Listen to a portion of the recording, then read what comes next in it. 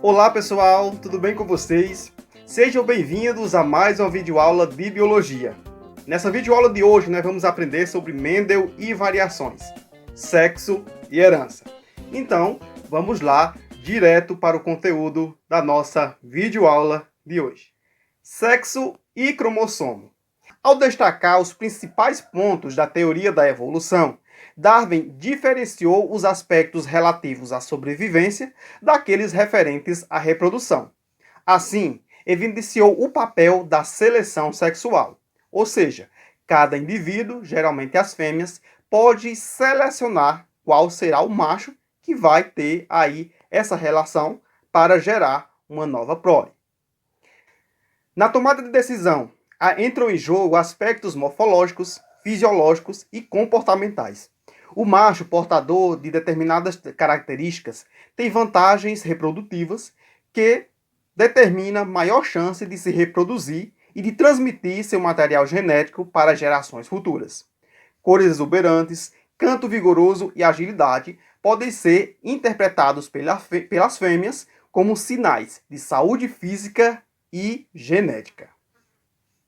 Em 1891, o biólogo alemão Hermann Ehring percebeu que o cariotipo, que é o conjunto de cromossomos masculino e feminino, não eram exatamente idênticos. Suspeitou que as diferenças cromossômicas pudessem estar associadas à determinação sexual.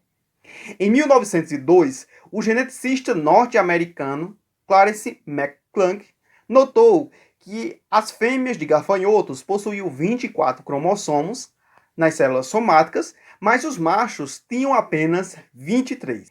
Em 1905, a geneticista norte-americana Nettie Maria Stevens notou que a distribuição entre o cariótipo masculino e o feminino em gafanhotos residia em um cromossomo chamado por ela de cromossomo X, que as fêmeas apresentavam em duplicada, enquanto que os machos possuíam apenas um.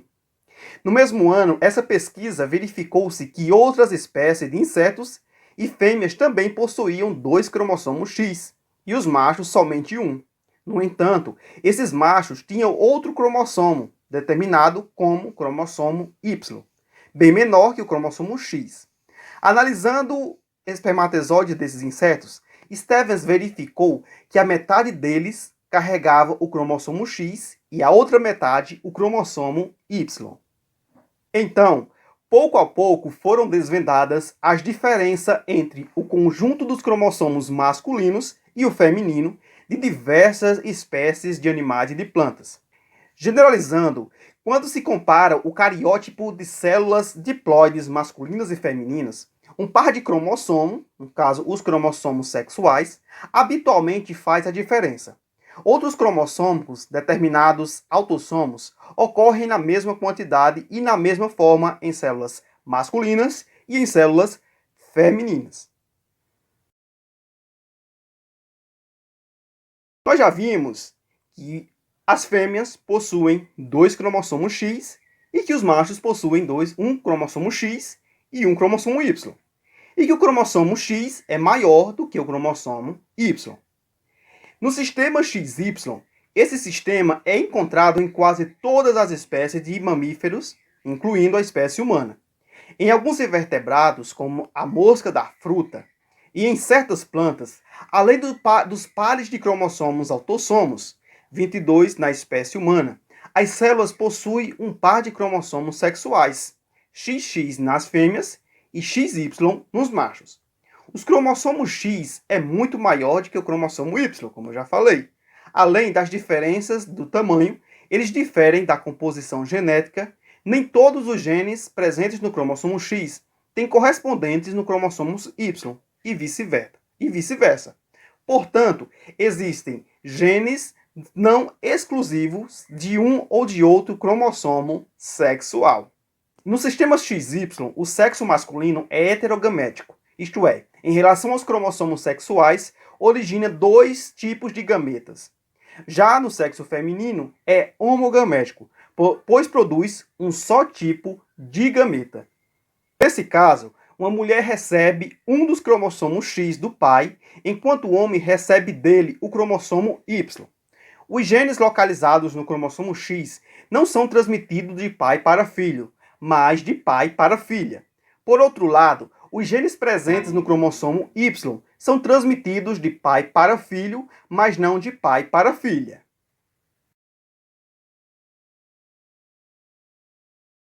Erros na determinação cromossômica do sexo em seres humanos.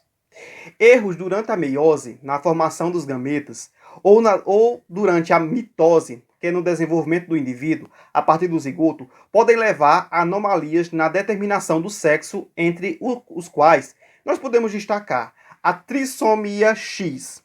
O que é a trissomia X? São mulheres cujas células somáticas têm 3 cromossomos X, totalizando, portanto, 47 cromossomos. Podem ser normais ou eventualmente apresentar retardo mental e geralmente são férteis. Outra é a síndrome de Klinefelter. Essa síndrome vai atingir os homens, cujas células somáticas apresentam 2 cromossomos X e 1 cromossomo Y. Tem atrofia testicular e esterilidade.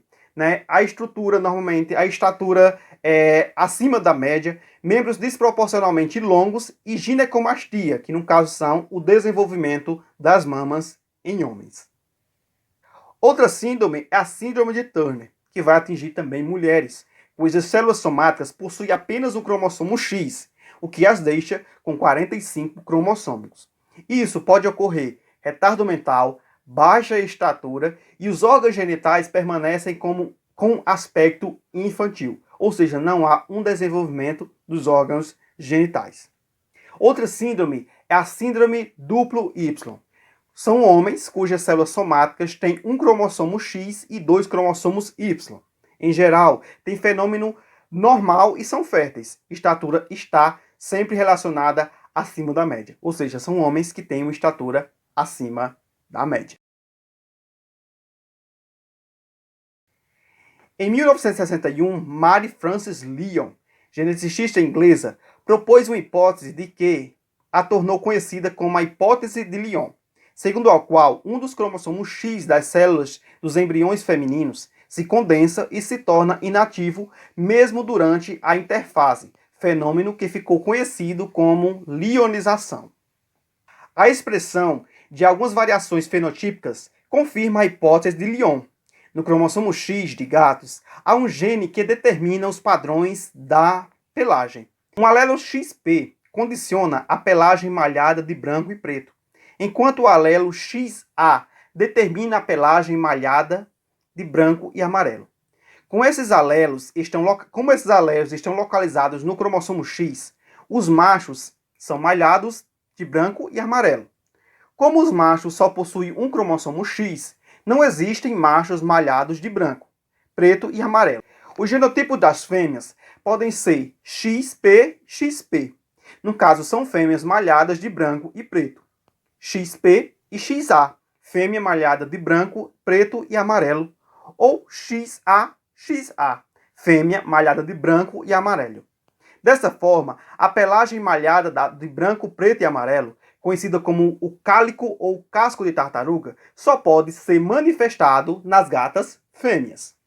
Na interfase, o cromossomo X condensado é visualizado geralmente aderindo à fase interna do desenvolvimento nuclear como um glândulo denso, conhecido como cromatina sexual. O número de corpúsculos de Barr em uma célula diploide depende do número de cromossomos X. Apenas um é ativo, enquanto o outro se ativam, formando corpúsculo de Barr.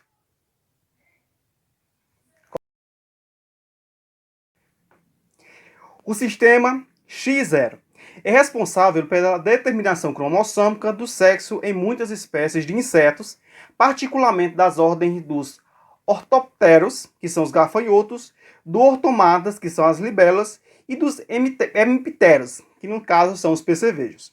As células somáticas dos machos possuem 2 conjuntos de autossomos e apenas um cromossomo sexual X, enquanto as células somáticas das fêmeas têm 2 conjuntos de autossomos e 2 cromossomos X. A designação de X0 indica a ausência de um dos cromossomos sexuais. Já o sistema ZW, em aves de alguns grupos de insetos, né, as células somáticas dos machos possuem dois conjuntos de autossomos e um par de cromossomos sexuais iguais, chamados de cromossomos Z. As fêmeas têm dois conjuntos de autossomos e um par de cromossomos sexuais.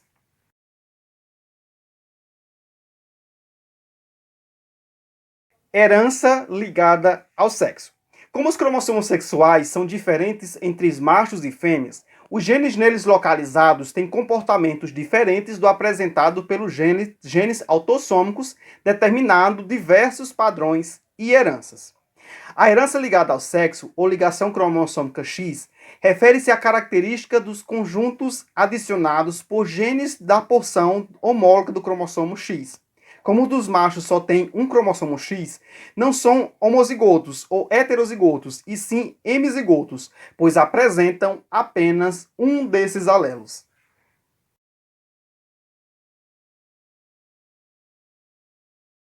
Agora, nós vamos ver duas doenças muito populares e que cometem aí uma parcela da população mundial. A primeira é a hemofilia. Né? Então, há quase 2 milênios, os judeus já suspeitavam que a transmissão da hemofilia se fazia da mãe para o filho. Entre os judeus, a prática milenar da circuncisão, que consiste na remoção de parte do prepúcio, né, a dobra de pele que cobre, né, parte da glândula do pênis. Porém, desde o século II depois de Cristo, os judeus nascidos de mulheres em cuja família há algum caso de hemofilia não são circuncidados, embora esse mesmo cuidado não seja dispensado aos meninos cuja família não tem nenhum caso de hemofilia. A hemofilia é uma doença hereditária que altera o mecanismo normal de estancamento das hemorragias. A coagulação do sangue é uma sequência de reações, e em cada uma das etapas, caso uma dessas etapas não ocorre, todo o processo é bloqueado e a coagulação não acontece. Os indivíduos com hemofilia, né, a hemofilia A, que é o tipo mais comum, são deficientes do fator 7, um dos produtos intermediários das reações da coagulação.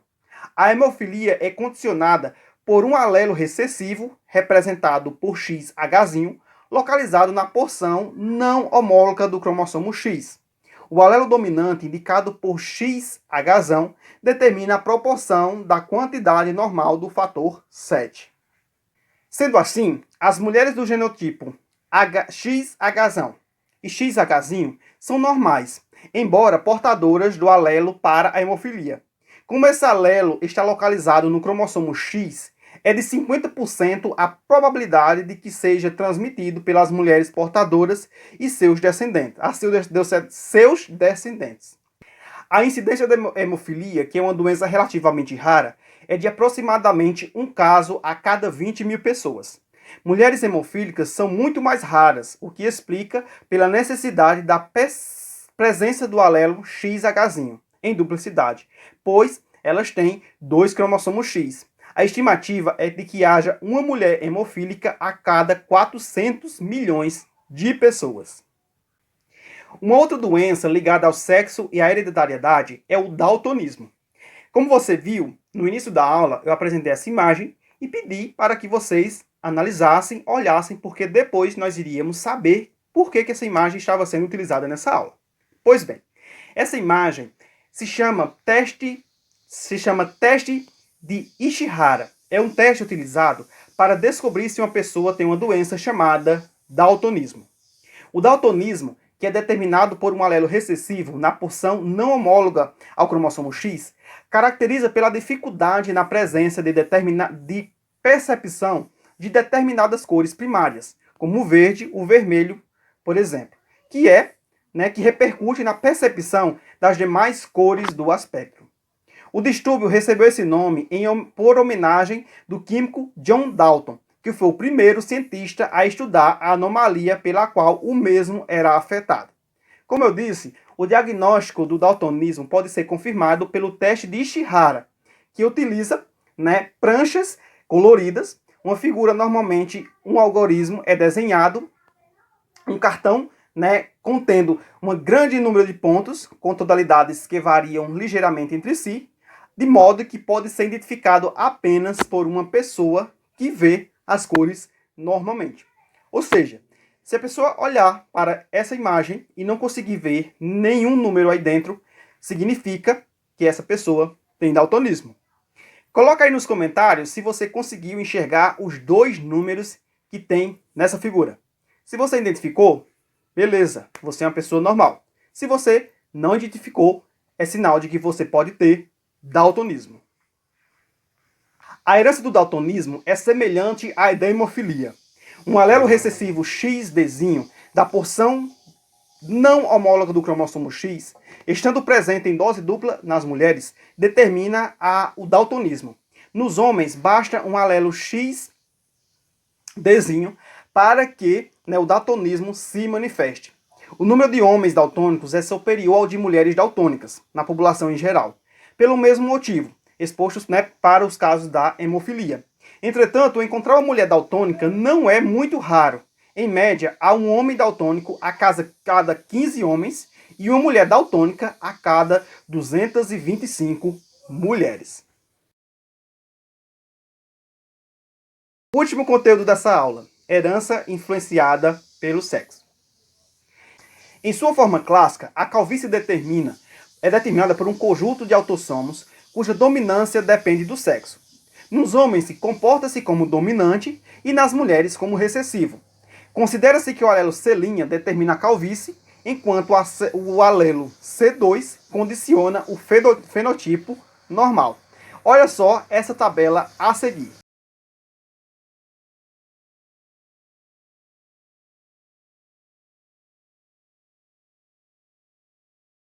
A herança limitada ao sexo.